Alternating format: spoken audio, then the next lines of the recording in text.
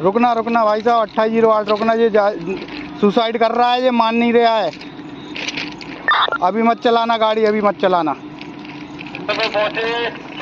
RPF को बोलो। RPF महोदय पहुंचे भैया।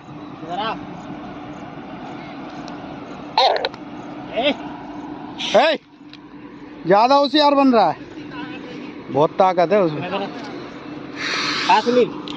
क्या ये कौन है आपका? क्या किस बात पे ये नाराज हो गया है? किस बात पे नाराज हो गया है?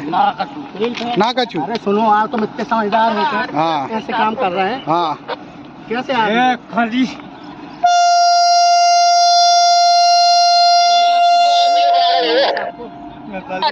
ऑफिस के सामने भाई आएंगे वे काली माता और बे बाबा साहब। 2708 चलेंगे। हाँ जिन चला है 2708 बराबर। साथ साथ